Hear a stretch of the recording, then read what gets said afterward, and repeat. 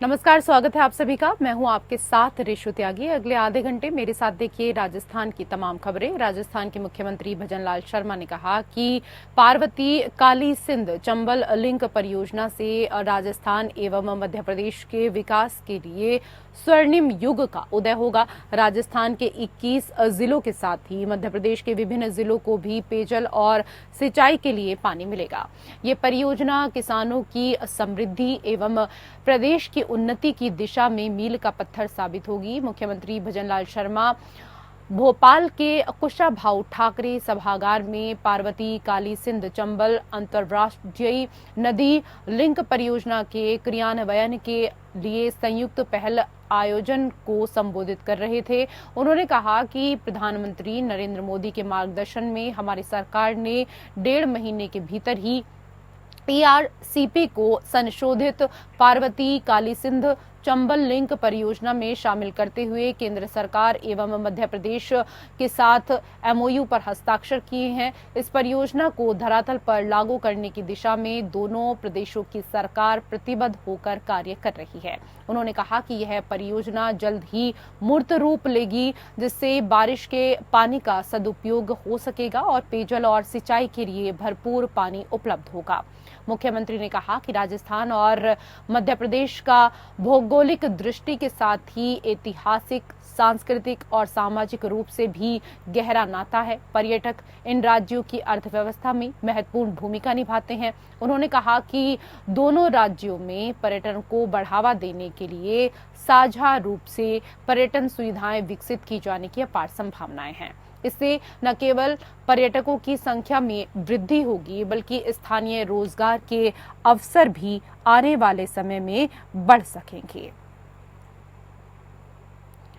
तो पार्वती काली सिंध चंबल लिंक परियोजना, जिसमें एमपी और राजस्थान के बीच एमओयू हुआ है। खबर है कि 72,000 करोड़ रुपए इस दौरान इस परियोजना पर खर्च होंगे और करीब 26 जिलों को फायदा मिलेगा। हमारे सहयोगी रूपनारायण सावरिया फोन लाइन पर जुड़ चुके हैं हमारे साथ ज्यादा जानकारी के साथ। रूपनारायण, जैसे कि कहा जा रहा है कि एमपी और राजस्थान के बीच एमओयू तो हो गया है और करीब 72,000 करोड़ रुपए खर्च होंगे, 26 जिलों को फायदा होगा इस परियोजना का। कौन कौन से ये 26 जिले?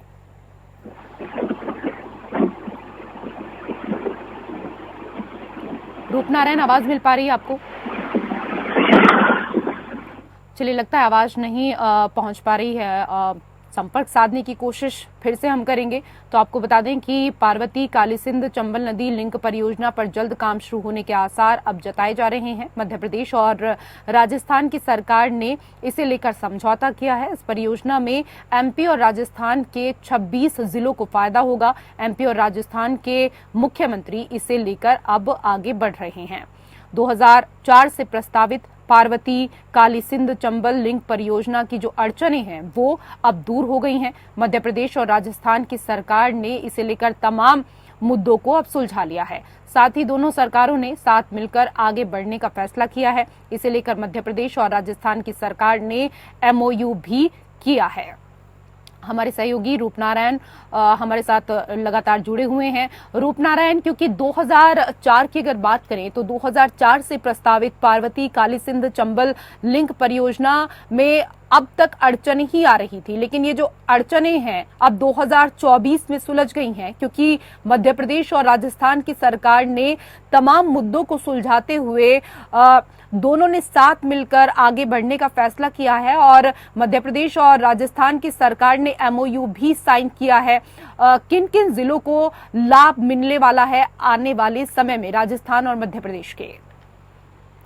देखिए रेशु, मैं यहाँ बताना चाहूंगा कि काली सिंध योजना जो है काफी दिनों से लंबित थी और जैसे ही राजस्थान में भारतीय जनता पार्टी की सरकार बनी, मध्य प्रदेश में भारतीय जनता पार्टी की सरकार बनी, केंद्र की भाजपा सरकार बनने के बाद जो है कहा जाता है कि डबल इंजन सरकार का फायदा है, लेकिन यहाँ जो है राजस्थान को फायदा मिला ट्रिपल इंजन का, क्योंकि मध्य प्रदेश में भारतीय जनता पार्टी की सरकार है, राजस्थान में भारतीय जनता पार्टी की सरकार है। जैसे ही यहाँ पे मुख्यमंत्री भजनलाल शर्मा बैठे वैसे ही जो है इस योजना को उन्होंने अमली जामा पहनाया और दोनों प्रदेश, मध्य प्रदेश और राजस्थान के मुख्यमंत्रियों ने मिलकर जो है इसे इम्प्लीमेंट किया। तो जो केंद्रीय मंत्री थे वो उस टाइम वहाँ मौजूद थे जब ये दोनों का समझौता हुआ। तो तीनों सरकारों ने मिलकर जो है राजस्थान को एक बड़ी सौगात दी है। राजस्थान के लगभग 25-26 जिले हैं जिनसे ये जो योजना है वो काफी समय से लंबित थी और काफी समय से लोगों को मांग थी इम्प्लीमेंट हो।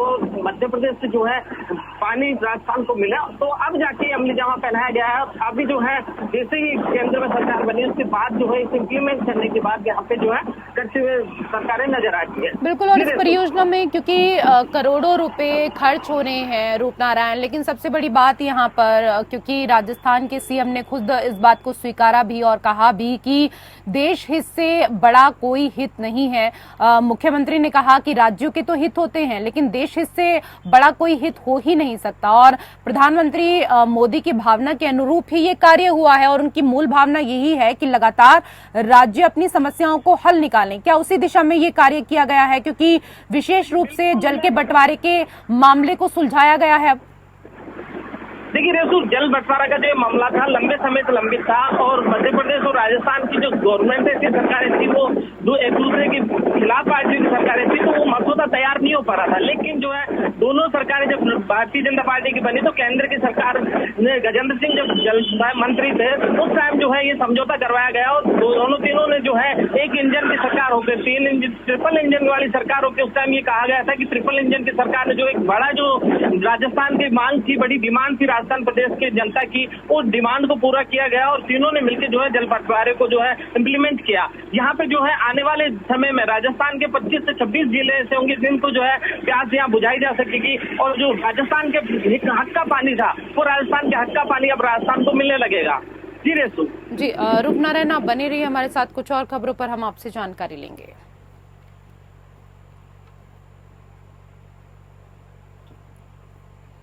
उधर मुख्यमंत्री रोजगार उत्सव के राज्य स्तरीय समारोह का आयोजन किया गया। आयोजन जयपुर के टैगोर स्कूल में किया गया। मुख्यमंत्री भजनलाल शर्मा, कैबिनेट मंत्री राज्यवर्धन सिंह राठौड़, शिक्षा मंत्री मदन दिलावर सहित कई बड़े नेता मौजूद रहे।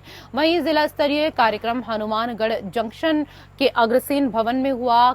कार्यक्रम में जिला कलेक्टर कानाराम सहित जिला प्रशासन के अधिकारी और कर्मचारी भी मौजूद रहे। जिला स्तरीय कार्यालय में मंच संचालन इस दौरान किया गया और मुख्यमंत्री ने राजस्थान के कुछ जिलों के नवनियुक्त कार्मिकों से वीसी के माध्यम से वो जुड़े और उनसे संवाद कर शुभकामनाएं भी दी। जयपुर में मुख्यमंत्री ने और इसके साथ ही हनुमानगढ़ में जिला कलेक्टर ने नवनियुक्त कार्मिकों को नियुक्ति पत्र सौंपे हैं। इस अवसर पर मुख्यमंत्री ने कहा कि राष्ट्र, समाज और अपने माता पिता के प्रति अपना क्या कर्तव्य है, जिस सेवा में हम गए हैं वहां पर बैठकर हमें अपने कर्तव्य के प्रति ईमानदारी रखनी होगी।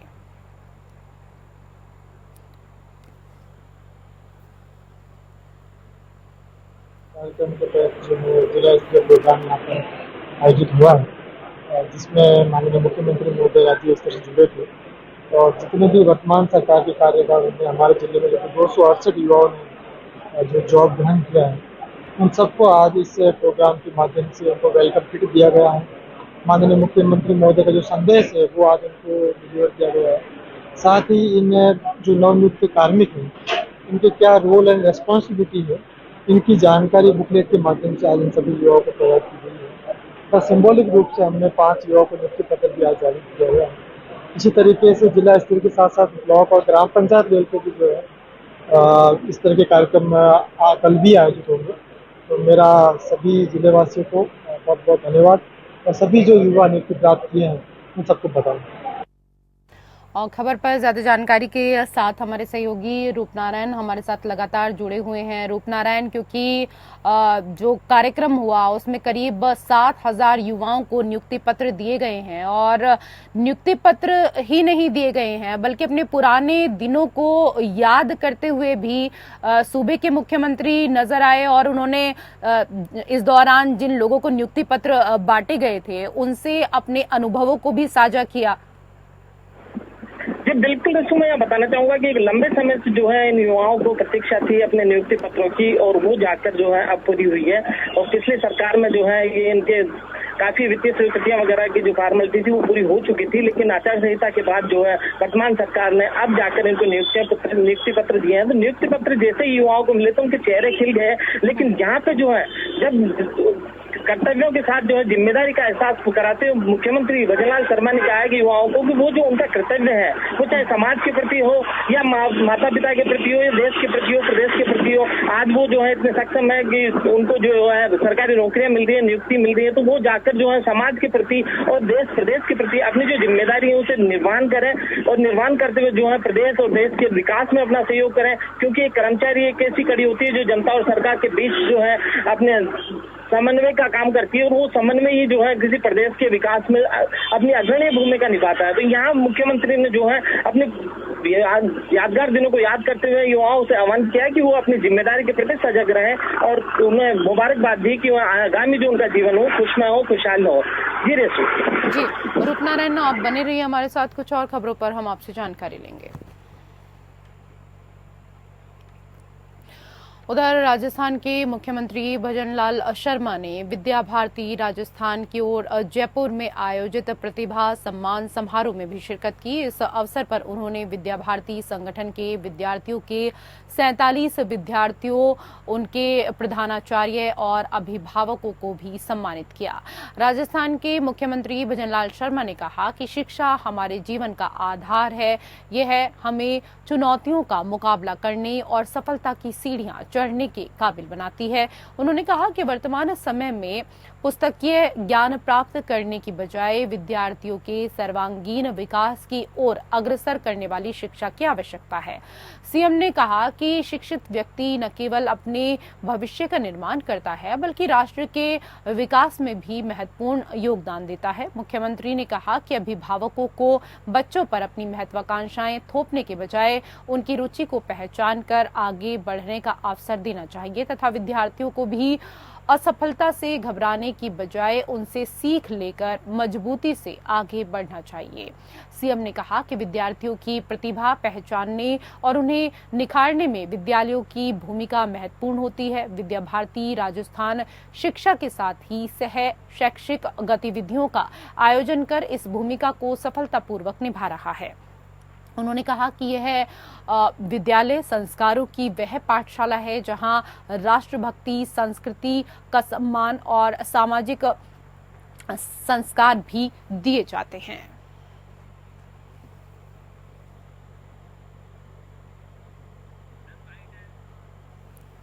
रिटायरमेंट होते हैं, किसी कारण से होती है, निश्चित रूप से उनकी वैकेंसी निकलनी चाहिए। हमने युवाओं को विश्वास दिलाया है कि कैलेंडर बनाते हुए युवाओं को उस वैकेंसी के आधार पर आगे रिक्त स्थानों पर जगह निकाली जाएंगी। और मैं कहना चाहता हूं कि हमारे युवाओं को सरकारी नौकरी के अलावा स्वरोजगार के कार्य भी किए जाएंगे और स्किल डेवलपमेंट के माध्यम से औद्योगिक क्षेत्र में, पर्यटन के क्षेत्र में जहां आवश्यकता है अच्छे अवसर प्रदान किए जाएंगे। हमारा अग्रणी राजस्थान बने, विकसित राजस्थान बने और युवाओं की उसमें साझेदारी हो, ये सुनिश्चित करना आवश्यक। राज्यपाल कलराज मिश्र ने कहा कि आजाद और जीवंत प्रेस ही लोकतंत्र की सबसे बड़ी ताकत है। उन्होंने कहा कि कृत्रिम बुद्धिमत्ता के इस दौर में भाषा विशेषज्ञों, शब्द संवेदना से जुड़े मर्मज्ञ विद्वानों की सहायता से पत्रकारिता के स्वस्थ मूल्यों के लिए विश्वविद्यालय नींव रूप में कार्य करें। बता दें कि राज्यपाल इस दौरान हरिदेव जोशी पत्रकारिता और जनसंचार विश्वविद्यालय के द्वितीय दीक्षांत समारोह में संबोधित कर रहे थे। उन्होंने विश्वविद्यालय के नवनिर्मित मुख्य भवन का ऑनलाइन लोकार्पण भी किया और इसके लिए बधाई भी दी। उन्होंने कहा कि पत्रकारिता शिक्षा के अंतर्गत नई शिक्षा नीति के आलोक में ऐसे पाठ्यक्रम तैयार किए जाएं जो युग की चुनौतियों को स्वीकार करते हुए पीढ़ी को संवेदनशील, सजग और भविष्य के बेहतर नागरिक बना सकें। उन्होंने विकसित भारत की संकल्पना को साकार करने के लिए पत्रकारिता शिक्षा से जुड़े विद्यार्थियों की सहभागिता का भी आह्वान किया।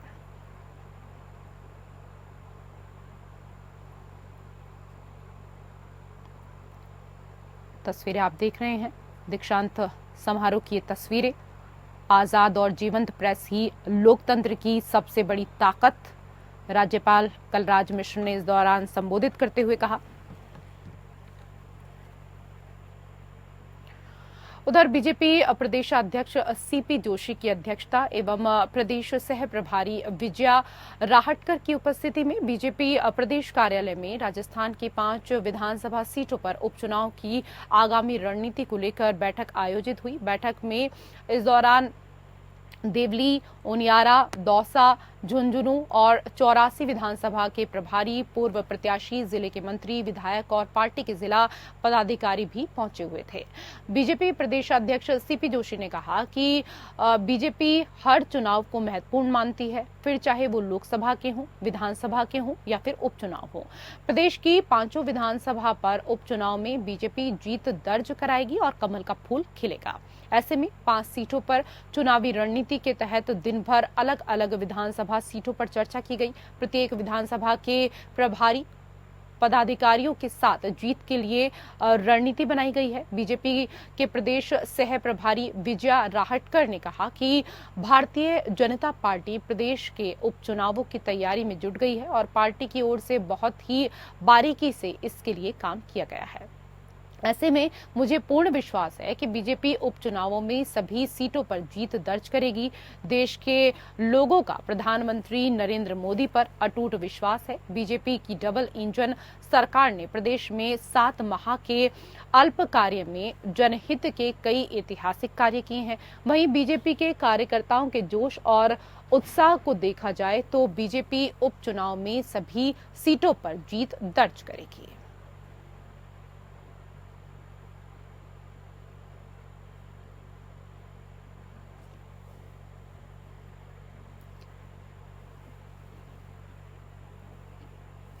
उधर गहलोत सरकार में मंत्री रहे प्रताप सिंह ने कहा कि सांगानेर में 800 से ज्यादा परिवारों को उजाड़ने का काम राजस्थान की बीजेपी सरकार ने किया है, जबकि राज्य में पहले से ही कांग्रेस सरकार के समय से ही पुनर्वास पॉलिसी लागू की गई। इसके अनुसार किसी भी व्यक्ति को उजाड़ने से पहले उसका पुनर्वास किया जाता है। कांग्रेस सरकार के 2 कार्यकाल में मेट्रो योजना को लेकर सैकड़ों लोगों के घर और दुकान मेट्रो प्रोजेक्ट के बीच में आ रहे थे। इन सब लोगों को इनकी कीमत से ज्यादा करोड़ों रुपए का मुआवजा देकर इन्हें विश्वास में लेकर उनके खुद के द्वारा कब्जे हटाए गए। जयपुर में सांगानेर में इतनी बड़ी तोड़फोड़ की कार्रवाई हुई, किसी भी व्यक्ति का पुनर्वास मुआवजा नहीं दिया गया। हाईकोर्ट में यदि इस तरह का आदेश आया था तो उस आदेश के विरुद्ध राज्य सरकार इन लोगों को बचाने के लिए कार्रवाई कर सकती थी। पूर्व मंत्री खाचरियावास ने कहा कि इसी तरह पृथ्वीराज नगर को भी सुप्रीम कोर्ट के आदेश तोड़ने के लिए आए थे, लेकिन वहां के लोगों के साथ संघर्ष करके पृथ्वीराज नगर को बचाने में जनता सफल हो गई। उन्होंने कहा कि सांगानेर के लोगों ने इतनी बड़ी तादाद में वोट बीजेपी को विधानसभा एवं लोकसभा में दिए, उसका उल्टा परिणाम सांगानेर की जनता को भुगतना पड़ा। जिन लोगों के घर पूरी तरीके से बर्बाद हो गए, जिनके पास रहने को छत नहीं है, दुकान पूरी तरीके से बर्बाद हो गई, रोजगार का कोई साधन नहीं है, उन लोगों की सहायता के लिए बीजेपी सरकार को बाजार की दर पर मकान और दुकानों की राशि सांगानेर के पीड़ित लोगों को देनी चाहिए, जिससे बेघर और बेरोजगार हुए लोग आसानी से अपना जीवन यापन कर सकें।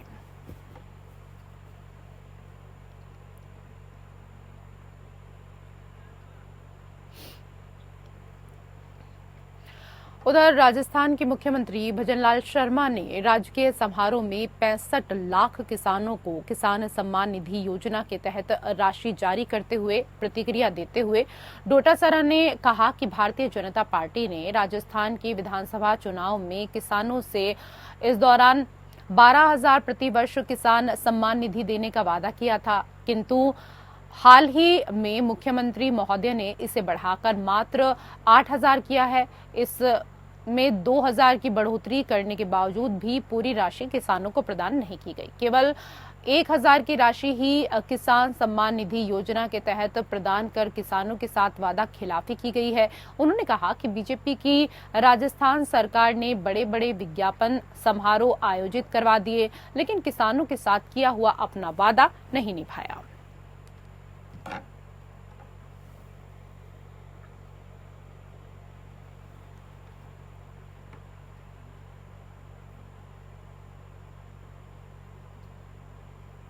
तो कांग्रेस ने इस दौरान आरोप लगाए कि वादा तो जरूर चुनाव के समय बीजेपी ने किया, लेकिन जो वादे किए थे अपने वादों से ही बीजेपी पलट गई।